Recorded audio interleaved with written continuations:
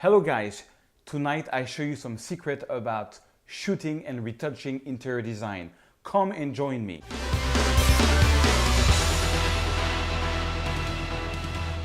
Bonsoir mesdames et messieurs and welcome to episode 38 of my photography, Lightroom and Photoshop tips. My name is Serge Ramelli. Je suis français. I am French but I speak the English language and so you will be able to understand what I'm saying. Last week episode I showed you how to retouch a London photo that was taken by my wife. It was a pretty creative process on recreating sunsets, various colors and spotlights. Check it out. It's an interesting episode. This week I will show you for the first time how to retouch interior design. That has been my main job for the last 8 years. I'm an interior design photographer. I have shot over 150 hotels in Paris, a lot of luxury hotels and high-class restaurants and architect and a lot of stuff like this. And in this video, I will show you and give you some good tips on how to shoot interior design and how to retouch interior design. So all the secrets get revealed right now. Okay, so welcome to this interior design tutorial. This is a beautiful hotel in Paris called the Hotel Arès, a 4-star hotel very close to the Eiffel Tower. And actually that is where I slept when I did my shoots of Paris under the snow. I needed to get up very early in the morning, so I needed a hotel very close to the Eiffel Tower, and that's where I slept. And I had done a photo shoot in that hotel. Now, before I go into the retouching part, I just want to talk to you about the photography part. I always shoot in hotels with a full frame sensor like Canon 5D Mark II or Mark III, or I think the new Canon 6D is also a full frame. Why? Because I use the lens of 17 to 40, and if you can look at this, I'm at 17 millimeter. So I'm very wide, and I have I have it on a tripod, and if I would not be using a full frame sensor, the result would be a cropped image. I wouldn't get so much wide. And this is not a huge room, and so I need to be able to see everything. Now, one thing that's very important is you have to always shoot on a tripod. That's rule number 1. Rule number 2, if you want to have the curtains open, try to shoot when it gets, not at night, but when the sun is coming down. You see how it's a bit blue out there? I shot just about, while of the sunset. So it's not too dark yet, but it's not too bright. That's where you usually get the nicest windows. Okay, another thing is, so look at this. I'm always at ISO 100. Usually my f-stop is always around 7.1. That's the usual, what I usually do when I shoot interior design. And I'm at 1.3 second because it's still a bit dark. Now usually I compensate a little bit, meaning I always go for a bit darker. You see how this whole photo is a bit dark. Now the white balance is off because it's a RAW file. So that's that's another thing. And the other trick is the following: when you walk into a room, try to go in each corners. You see. Don't try to go, if there is a bed, if it's a room, don't try to go parallel to the bed, like here or here, because with the wide angle, you will get a lot of distortion. That's another rule. Another rule is make sure that your lens is completely straight. If you go up or you go down, look how the wall is very straight here. I have even a level, on my Canon 5D Mark II that I use to make sure I'm very straight. And I always look for the walls to make sure that it's super straight. So that being said, I underexposed a little bit, to get all the details in the lights. Let's start the retouching. So we're gonna open up the shadows, but I'm not gonna go as I do in a landscape. I'm not gonna go to plus 100. I'm gonna eyeball it about half, about 50. Same thing for the highlights. I'm not going to go the whole way down because it's going to give an HDR look right away. It works on landscape, it does not always work on interior design. So I'm going to go like this for now. I'm still going to hold down the Option key, the Alt key, and on the white, go right until I see a bit of white. And same thing, hold on the Option key or Alt key and go left. Okay, something like that. Okay, now I'm pretty happy with that. Now there's something very wrong with that photo, and that's the white balance. And when I do interior design, that's the only time I use the picker. I have a formula. I take the picker and I look for something that's white or very light gray, like the ceiling. But I usually go, if there is really like pure white, I go for that. Okay, and it usually is always too blue. So then I just do that and then I back it down a little bit. It's completely a taste thing. And back this down a little bit, make it a bit warmer, something like that. Yeah, that's cool. I kind of like that. Okay, next I'm gonna add some contrast, and I'm maybe gonna brighten up the photo. Yeah, not that much. And usually that's when I'm done. Usually this is where I look at the shadows, and maybe I'll open up a little bit more shadows and I check my highlights. No, yeah. So I don't do this 100 thing that I do on landscape. If you follow my tutorial, you know what I'm talking about. You know what I'm talking about.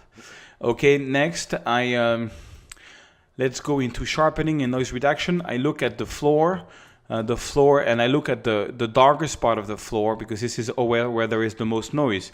You can tell there's a bit of a grain here going on. So when there is a bit of grain, I usually go like 40 or 50 on the noise. Then I'm going to put the sharpening around 90, make it very sharp, and yeah, and then I don't do the masking on the sharpening when it's interior design. I only do it when there is clouds. That's just what I do. Okay, and lens correction. Now check this out. If I enable the profile lens correction, it's going to make a big difference. It's going to make the whole thing brighter around. Check it out. Before the lens correction, after the lens correction. It's a huge change, usually when you're a full 70 millimeter wide angle, you know. Okay, colors, remove chromatic aberration. I do it, but, you know, that's it. Manual, I don't do anything because I was was a nice boy and I really was very straight on my lens, so I don't need to do any lens correction here. And then, as I took out a lot of the vignetting, I'm going to bring it back using. I like vignetting. It works also very much on the, you know, on this type of photo. Okay, and next I'm going to do some dodge and burning. So I'm going to take my brush tool, make sure the exposure is a bit up, make sure the feather is at 100, the flow is at 100, the density is at 100, and this is when the art is coming. Okay, now that's way too strong. And what I usually do is I increase, especially when there is like a ceiling like this, you know, a floor. I make something a bit brighter, you know, I make interesting lights. Now that's the part that takes most time and asks for more creativity. And I can tell you, in Paris, sometimes, you know, you have like very nice 4-star hotels, and they make, you know, the challenge. You know, they take like 4 photographers and they ask them to shoot one room, and the one who has the best photo wins the whole thing. Now, in the past, I used to do a lot of this challenge, and the dodge and burn was the one thing that always made me win compared to as a photographer, because they had this like, you know, shine of light in the room, and people couldn't tell where, you know, it was like, there's something special about the photo. I cannot tell what it is, but I want you as a photographer.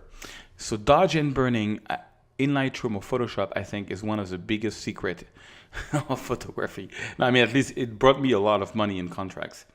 Okay, exposure. So for every beam that I do, I create a new brush, and that's something that's very important, because you know, so you can just, on every brush stroke, you can decide how or in what you can do it. And the funny thing about dodge and burning is whenever you do it, you see it right away. It's like, oh, I'm going too much. This is way over, you know. Check it out. Before the dodge and burning, after, you know, what a change. That a change. Okay, and yeah, maybe I'm going to do one more here. You know, I just change every time. I just try to complexify a bit the light, you know, and not making such a simple light.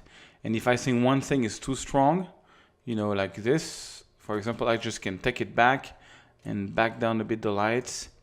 Okay, maybe I'm going to make the whole photo a bit darker. Yeah, just to make it an interesting contrast. Okay, so I'm not done, but that's basically my basic retouch in Lightroom. Let me show you the before and after. So that is how it got here. This is, we went from this. to this. So it's already pretty nice. We've got interesting lighting, and see how shooting that photo, you know, right before sunset was the perfect time. Just to give you a little tip, recently I did a photo shoot, actually one of the biggest I've done over the last year. That was like a couple of months ago in the Hilton, the Paris Hilton. It's not called the Hotel Collectionneur, but it was the biggest Hilton in Paris. And I was a 27th number photographer doing a shoot there. And they loved the shoot. And you know why? My secret was I shot every day for 2 hours just when the sun was coming down. And I was not shooting at any other time.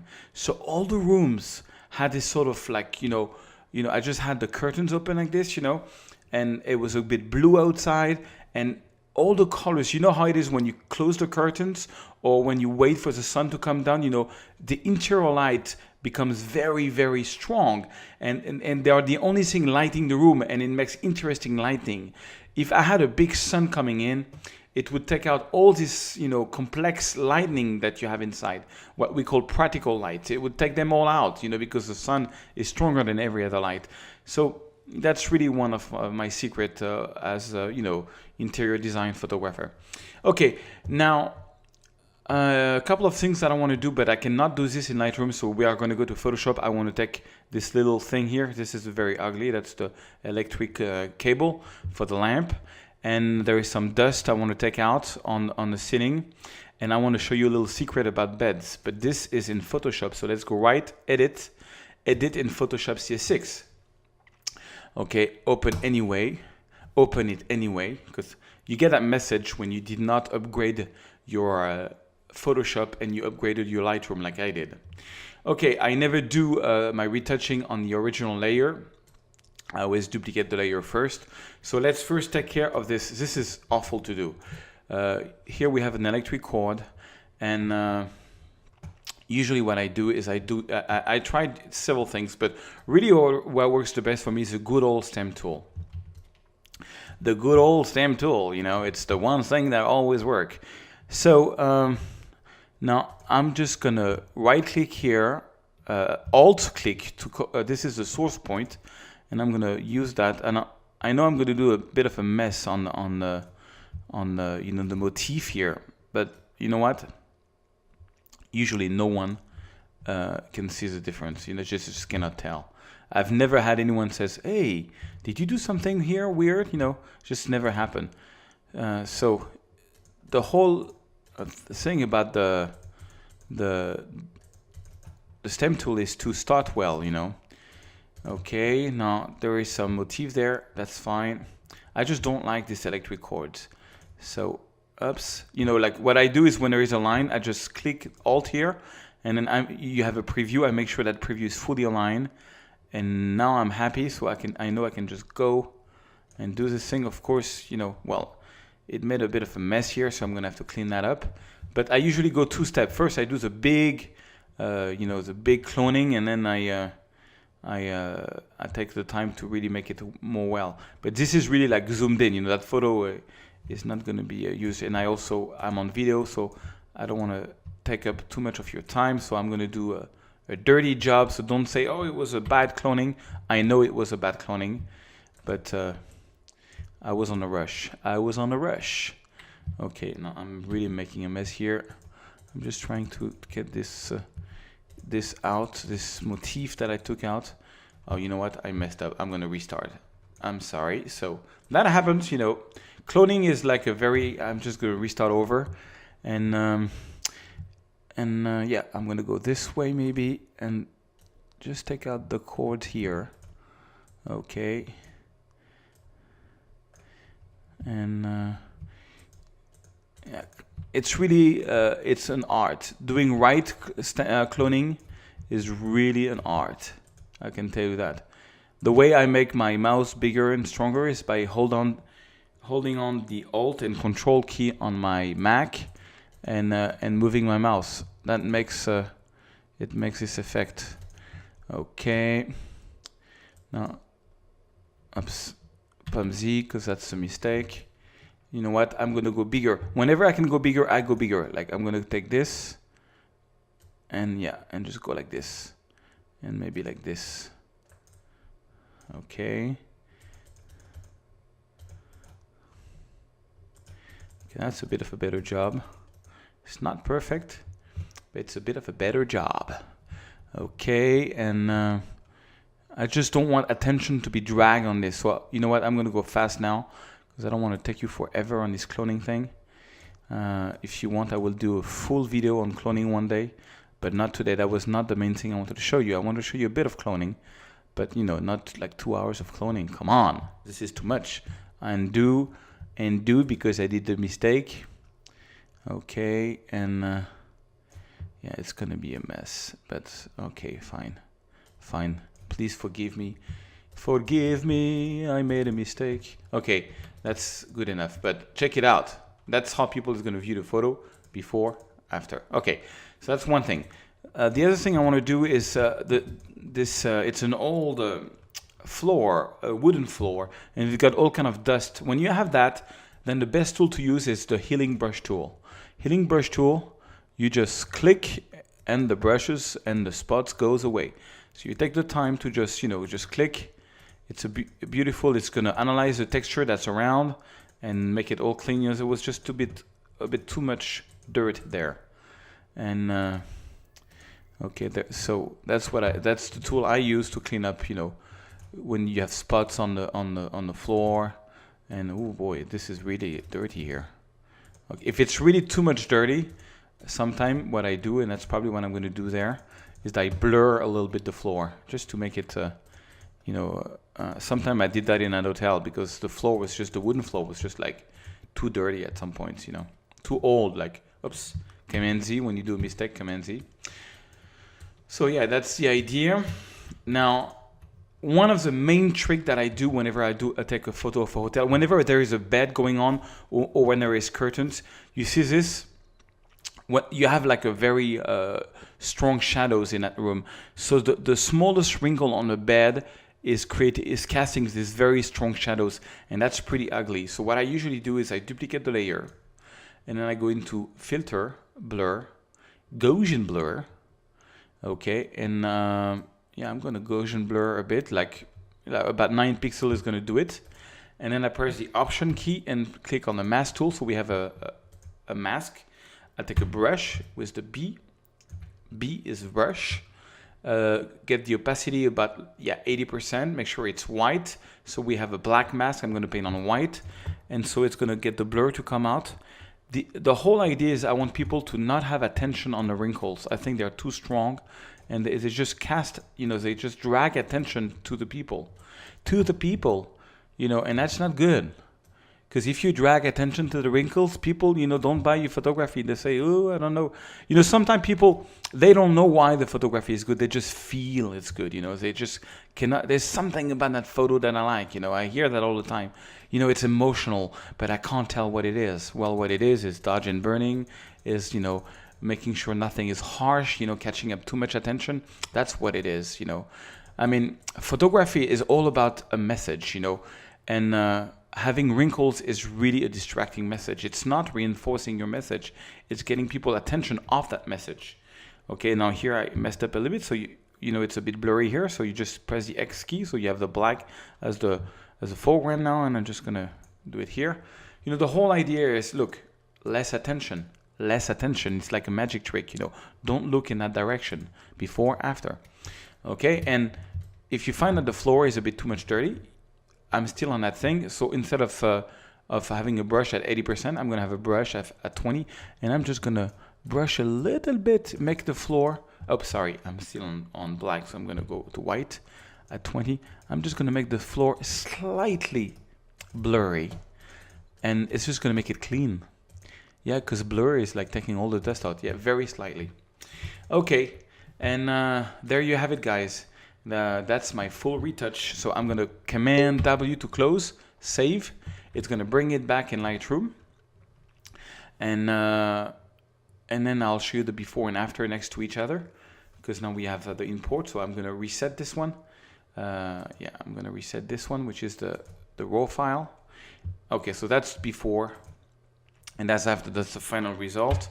Let me show you like this, and full screen maybe. And I love it. I love it. I had a lot of success with that type of photography in my job. That's how I've been making money for the last 7 years. And I just gave you all my knowledge in 10 minutes video. Wow. So if you really like these tricks, please like and leave a comment on this video. It helps, making my video known. And last but not least, if you go on my website, photoserge.com, you will see there is a menu called English Tutorials. It was called Apps before, but now it's called English Tutorials. And there you have all my training. And basically what most of people is buying is the packages, because that's really what's the cheapest. $21 for over 5 hours of Lightroom training with over like 16 raw files. And $35 for all my Photoshop training, or $63 for everything. You're talking like 14 hours of training for $63 with over 30 or 40 or maybe 60 raw files. So it's 6 gigabytes to download. It's a lot. It's all my knowledge for the last 8 years. So if you want to back me up on doing this free podcast, purchase this training. It really helps me grow and you won't regret it. I have over 1,000 positive review on that package, and trust me, it will help your Lightroom and Photoshop skills and make it better. Thank you very much for your trust, and let's get back to the studio. Okay guys, so I hope you like that tutorial. I love doing interior design. It's another type of photography, but I hope you learned something from this video. I want to thank you very much because last week a lot of you liked and commented my video, which really helps the video to get well indexed on YouTube. Now, if you can do the same thing this week, if you did like this video, just click on the like button and leave a little comment. It'll be very nice because I can also see how to improve this podcast, or what did you like, what did you not like, what you would like to know in the next episodes. So please tell me, and I'll try to respond on every comment that I get on YouTube. It's only one click for you, but it's a lot for me. It's one small click for a man, but a big one for me. Thank you very much, and I'll see you la semaine prochaine, as we say in France.